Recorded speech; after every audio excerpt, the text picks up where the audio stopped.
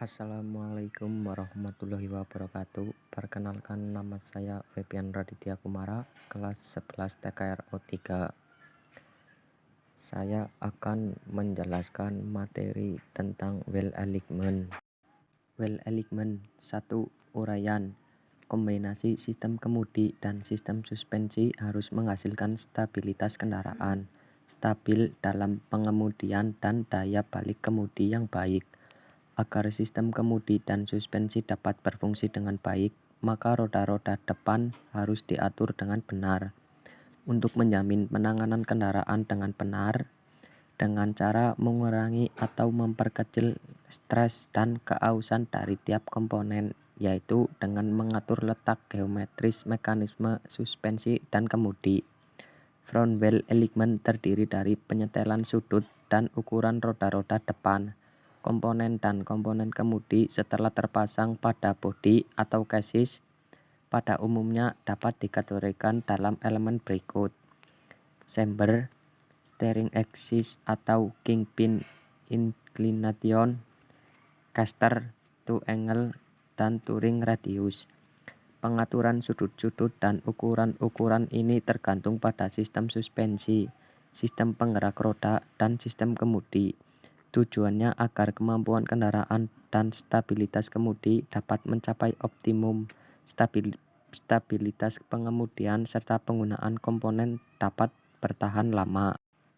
Pada kendaraan yang menggunakan suspensi belakang model bebas, roda belakang dapat disetel, camber dan two-in, seperti halnya pada roda-roda depan. Untuk mengurangi ketegangan dinamis dan keausan komponen, hasil pengukuran ini bergantung pada beban kendaraan dan penempatan kendaraan di tempat yang datar.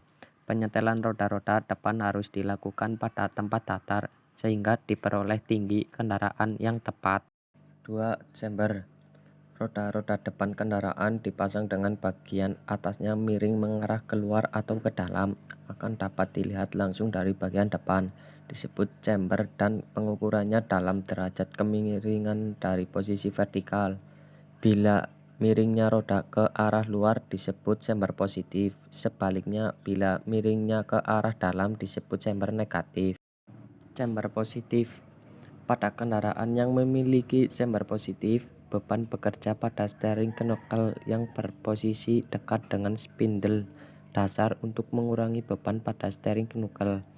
Tambahan pula, roda-roda pendorong ke dalam untuk mencegah roda-roda agar tidak lepas. Chamber negatif. Tujuan chamber negatif adalah untuk mengutamakan kendaraan dapat lurus dan stabil. Chamber negatif mengurangi ground camber kendaraan selama menggelinding atau kemiringan kendaraan selama membelok. Untuk menyempurnakan kemampuan belok kendaraan, chamber negatif didapat pada kendaraan dengan mesin depan dan penggerak roda depan atau front engine front wheel drive. 3. Steering axis inclination. Sumbu tempat roda berputar saat berbelok ke kiri atau ke kanan disebut steering axis.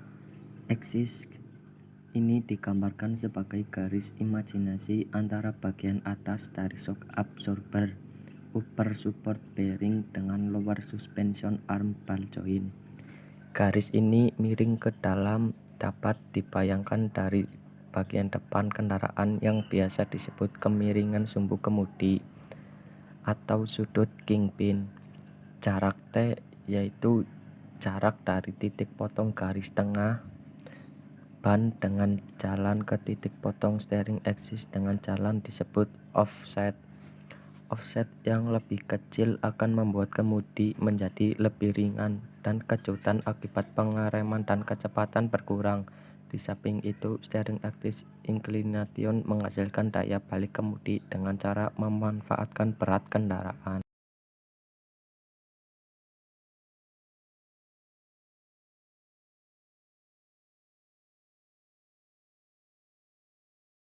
4.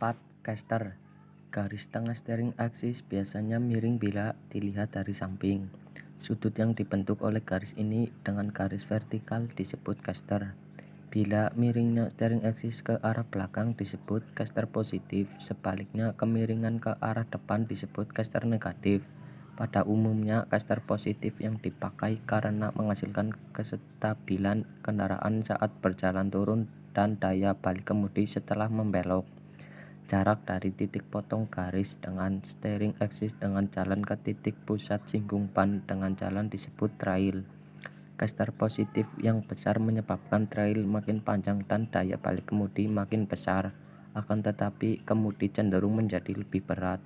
Caster negatif membuat kemudi ringan tetapi kestabilan kendaraan saat berjalan lurus menjadi kurang dan kemudi kurang dapat dikontrol.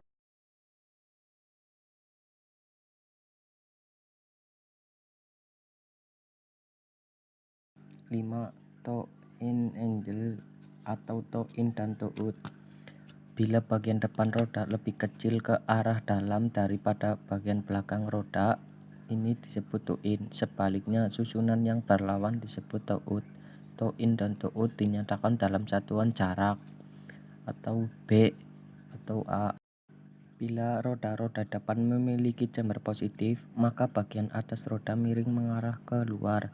Hal ini akan menyebabkan roda-roda berusaha menggelinding ke arah luar pada saat kendaraan berjalan lurus, dan akan terjadi seat slip, dan ini akan mengakibatkan ban menjadi aus. Untuk toe in digunakan pada roda-roda depan untuk mencegah roda menggelinding keluar yang disebabkan oleh chamber. 6. Turning radius. Bila roda depan kanan dan kiri harus mempunyai sudut belok yang sama besar, turning radiusnya harus sama, R1 sama dengan R2. Akan tetapi masing-masing roda akan berputar mengelilingi titik pusat yang berbeda, 1 dan 2. Akibatnya kendaraan tidak dapat membelok dengan lembut karena terjadinya seat slip pada roda-roda. Titik pusat berbeda pada saat membelok. Untuk mencegah ini, knuckle arm dan D-rod disusun agar pada saat membelok roda-roda sedikit toe out. Akibatnya sudut belok roda inner sedikit lebih besar daripada sudut belok roda outer dan titik pusat putar roda ke kiri dan kanan berhimpit. Akan tetapi turning radiusnya berbeda. Prinsip ini disebut prinsip Ackermann.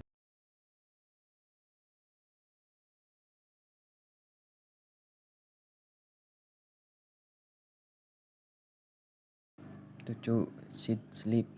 Seat slip adalah jumlah jarak slipnya roda kiri dan kanan ke arah samping pada saat kendaraan bergerak. Seat slip diukur dengan seat slip tester pada saat kendaraan bergerak lurus dan perlahan. Seat slip pada umumnya dinyatakan dalam mm per 1 mm bergerak kendaraan ke depan. Pada umumnya besarnya seat slip adalah 0,0 sampai 3 mm. Tujuan mengukur seat slip adalah untuk menilai wheel alignment secara keseluruhan pada saat kendaraan berjalan lurus.